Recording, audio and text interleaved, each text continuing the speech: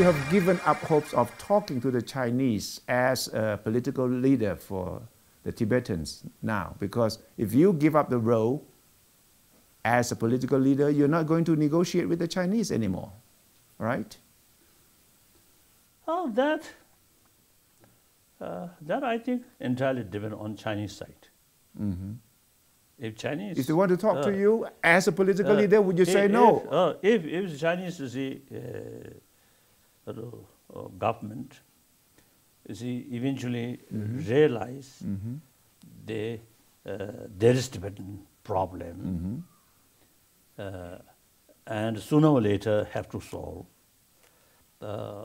Simply through suppression, it won't solve.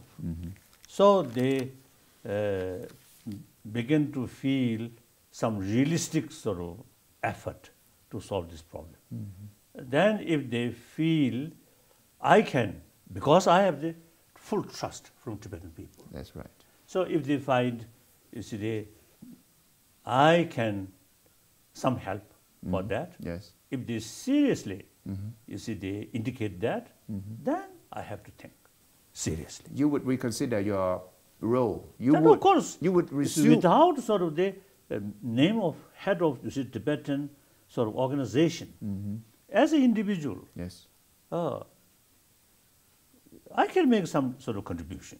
As a Tibetan. I can tell yes. the Tibetan sort of concerned people here, yes. and also to the Chinese. That I can. So you would not without any sort of the name of political leadership. So that I can. What would be your advice to His Holiness if he asked you for advice of what do I do now? I'm determined to put an end to the old system, and at the same time the Parliament or the Tibetan people are not ready. What should I do? I would request His Holiness not to push it hurriedly. He should spend some more months, even some more year, and gradually, not at one time, but gradually he should be withdrawn himself from the political leadership, and at the same time the new political leadership shall have to be matured, shall have to be nurtured, and by that way, and ultimately his vision is very correct. We support his vision.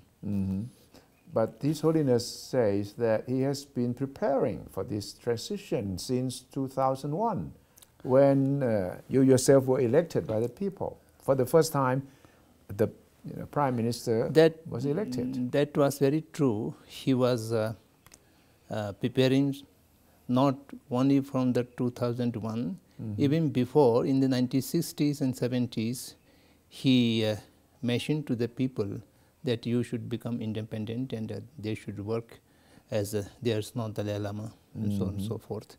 And he was always trying to educate the people and make them, encourage them to be responsible. And since 2001, he always says, I'm semi-retired, and I will not take active part. And now he is determined to a full retirement, complete withdrawal. So this has created a great concern and anxiety among the Tibetan people. If he really steps down, is it going to be more difficult to negotiate with China about autonomy for Tibet? Then there's no channel to negotiate with them. The actual administration, the China do not recognize. And until now, China is engaged with His Holiness as a person. Directly. And his invoice. Not through the government in exile or administration in exile at all. No, not at all. So the newly elected Prime Minister will not be recognized. Will not be recognized. And in the past 10 years, China has not recognized you as Prime Minister? No. They haven't talked to you? They have never channeled any They communication have talked about me, and they have quoted my statements. And also His Holiness invoice, when they talk, they discuss the election and all this democratization process, but they do not recognize as such. They say, so we are talking with Dalai Lama as an individual, as a person, I see. not a head of any organization. So this will hamper, but we shall have to find some way out.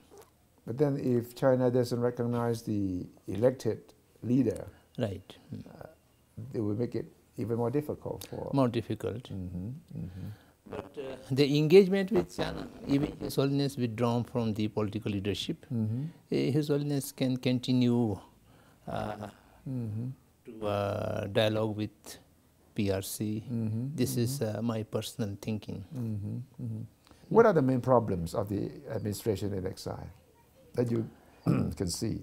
You have been here as a speaker, as Prime Minister.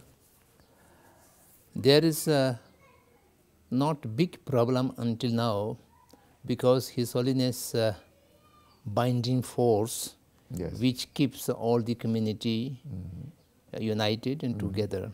And we also comfortable financial help Yes. from Government of India or many other governments and voluntary organizations. So all the Tibetan refugee younger generation are getting good education. Yes. And the refugees are economically, emotionally, socially well settled. Yes.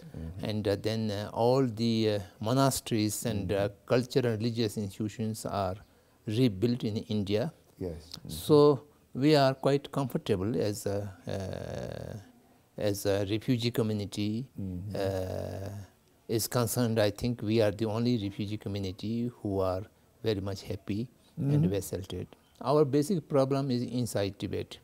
The repressive measures of PRC authorities have become worse and worse each year, and particularly after year 2008, the peaceful popular uprising, the repressive measures are much tightened. So therefore, many thousands are arrested, imprisoned, and sentenced for long-term rigorous imprisonment, and people always living under fear. So that is our basic concern, and for them we can do nothing. Yeah. That is the helplessness. How do you keep in touch with them inside Tibet? There are many channels. There are many channels, short-lived channels, but there are many channels. Yes. And We have a number of official channels with friendly countries. Yes. They have channels with inside China and inside Tibet, and then also the information revolution give us more accessibility.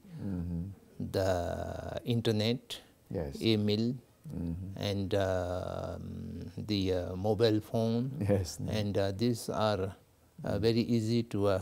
Can you call give- from here to Lhasa? Yes. Yes? Yes. Direct?